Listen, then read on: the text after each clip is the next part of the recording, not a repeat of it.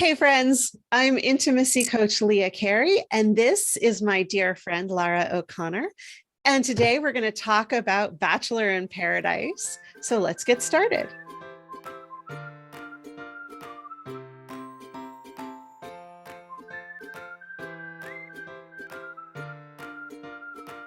Lara and I are going to start doing these weekly chats about Bachelor in Paradise because we're both obsessed with everything Bachelor franchise.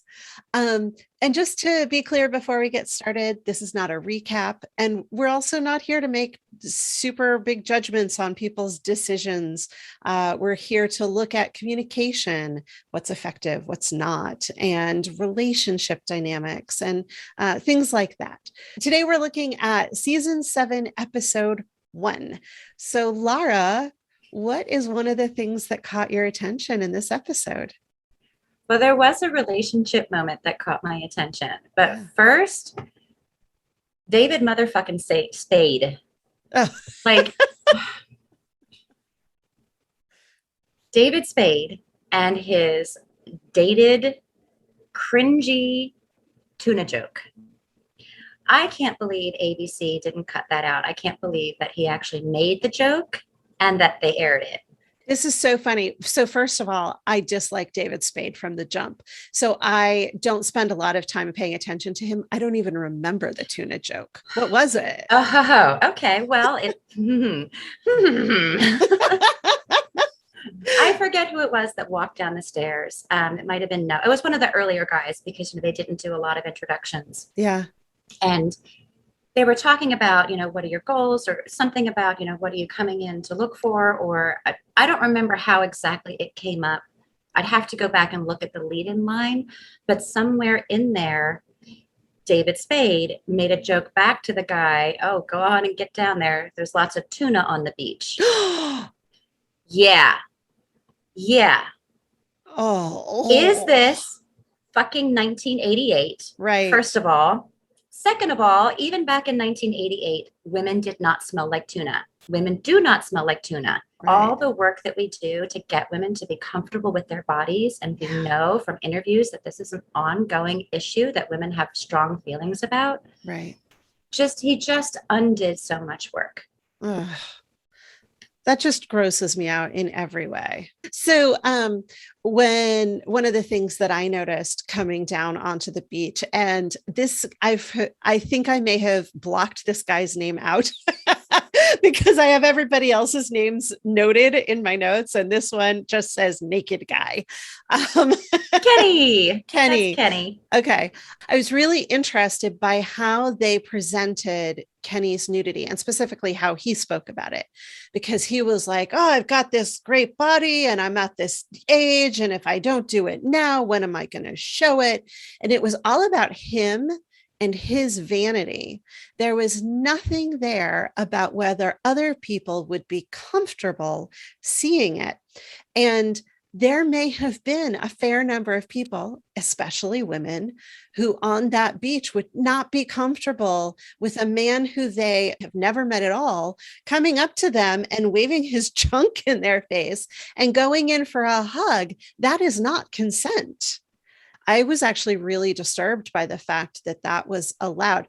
I understand that they're trying to get viewers and, it was a cute gimmick, but in terms of consent, that's super not cool. It's interesting. I had really similar feelings about it, that it's just not okay to foist that on people. Yeah. And I get that they're all basically naked in their swimwear anyway, and they're all ostensibly prepared to get naked with any member that shows up there. But at the same time, it's a lot. Now, I do remember back in Juan Pablo's season, there was a naked girl, Lucy. Remember the free spirit? Oh, yeah. Uh-huh. She loved to be naked. Well, I think while it may sound to some like a double standard, I think that there is a significant difference in that women's breasts are rarely used as a tool of oppression. Men's penises have been used for millennia as a tool of violence and oppression for women. And they're expected to be worshipped in the room. The penises are, the breasts aren't. But also what you said, they get onto the beach and they are expecting or hoping to get naked with somebody. Absolutely. but that does not eliminate the need for consent. That needs to be a choice that they're making with another person where they're both agreeing to that interaction. Kenny completely eliminated their ability to consent to his nudity, and that's not okay. So what's the next thing that you brought with you for today? Grocery store Joe. Yeah. I love his honesty. I love that he is just straight up. This is what it is, raw, honest, that there isn't game. And I love that he brings that out of other people. I will not go on to judge his choices or speculate. But that really struck me, that note of absolute, genuine, plain speak of truth in the here and now. Yeah. And Serena picked up on it. Mm-hmm, yeah. Yeah. I like them together. I was similarly taken with him, and I have always liked him as well, because there is that just really genuine quality about him and a sweetness. And this doesn't surprise me, but it made me sad that he took some time to sort of center himself and really sit with where he was and whether he wanted to be there. Everyone on that island should have had some empathy for, given that they know exactly what his history is. It's not like he's coming in as a totally unknown prospect and he's got some baggage that nobody knows. We all watched we watched his first love story. We've seen that fall apart. We know why he's back. They've told us endlessly in the show itself why he's back. It is not surprising to me that he would need some time to reorient and go through that grief process. And it made me sad for him that was portrayed. The story that was given was that he's just a lump on a log. Give the man a minute to grieve. Yeah, and then by the end, as a failure somehow. Exactly. Yeah. And by the end, he was able to come back and participate. But he needed that minute, and that was okay. And if he couldn't come back and participate, and if he had actually left, that would have been okay too. Absolutely. Yeah. I was a little surprised he turned it around that fast, but Serena P turned it around for her too. She is a hot commodity. And she's so funny and so insightful. Yeah. The next thing I brought was also to do with Grocery Joe. Which is that they kept talking about his past relationship with Kendall and the whole, why it fell apart and it didn't work. And I want to reframe that as his relationship with Kendall did work. It was a successful relationship for the amount of time that it lasted, and it was positive for them both. And then at some point, and it's not mine to question why or how, it's not my business, but at some point it no longer worked for them and they moved on. But just because they didn't get married and have a bunch of kids and die in each other's arms does not make it an unsuccessful relationship. And I think that is a mythical story that we tell ourselves in this culture. Basically, the way that it's laid out for us is literally till death do us part. If you do not die in this relationship, then it is not a successful relationship. That's ridiculous. That would require a lot of deaths. Yeah. The one other thing that I wanted to bring up was Abigail and Noah on their date. I really appreciated the way that she set her boundaries. She was very clear when she said, it takes me time to get comfortable. I'm not somebody who just jumps right into a relationship. And I really appreciated the way that she set the expectations for him. He knows that he's not going to get laid at the end of the first night, or maybe even the end of the fifth night. What I assumed was that he just thought it was going to be easy because he's, cute. he's cute and he has experience with people who are hard of hearing. And yeah, he sort of thought he had it made there. And Yeah. she was just like, okay, hold your role. And Nobody has it made. yeah. And I Motherfucker. really appreciated how clear she was with him, and not in a way to say, step back, this isn't going to happen, just in a way to say, this is how I need things to happen in order for me to be comfortable. I appreciate that. She was very clear.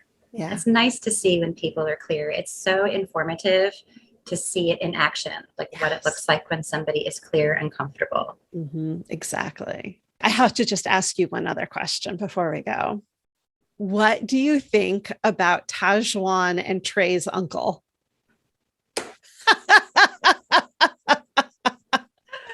That was funny. Tajuan cracks me up. She is just as honest as grocery store Joe, but just in a different area of life, I guess. Yes. She's not being honest in her heartbreak. She's being honest in her, this is my life situation. But so fucking deadpan. What I loved about their kiss, opposite kind of situation of Abigail and Noah, I love that, like, she wants him to make the decisive move, and she said that and he did it. Yes. Her putting it out there, I like him to be decisive and grab it if he wants it, and him jumping on that, like him responding to that, was a really nice moment of less spoken communication. Like, there were fewer words, but the intentions were clear between the two of them, it seemed to me. Yeah. So I am somebody who likes for the other person, especially if it's a man, I like it when a man makes the first move. But I also know that we have conditioned men at this point to be a little scared of making the first move. And so something that I will do, in fact, I did this with my partner, who I've now been with for 3 years. On our first date, I could sort of tell he wanted to, but he wasn't doing it. And so finally I looked at him and I said, if you wanted to kiss me, I'd be okay with that. So he still got to make the first move, but I let him know that it was okay. And I think there are ways that we can allow people to take the initiative by giving them permission to take the initiative, because it can be scary. And we do live in a world where consent is so important and is so misunderstood. So yeah, like that's a really good way to frame it, because that's exactly it. In the different words, what I saw was her offering him the consent. Like, if you want it, grab it, baby, because that's how I like it. Yeah. And I also thought that the whole Trey's uncle thing was ridiculous and funny. And also, who the hell cares if you went on one date and even slept with his uncle? It has no material effect on anything. So go get what you want. Yeah. It was funny though. Yeah. All right. Well, that is it for today. We are going to be talking about Bachelor in Paradise as the season goes along. So please continue joining us for these conversations. And if you'd like to take any of the concepts that you've heard today and implement them in your own life, I offer personalized coaching for individuals and couples. And all of that information is at leahcarey.com/coaching. When you work with me, I promise to help you feel safe exploring your sexuality. I promise that your sexuality is not shameful. And together, we're going to help you see your needs and desires without judgment. So for more information and to schedule a discovery call, click the link in the video description. And Lara, I'll see you again soon. Yay.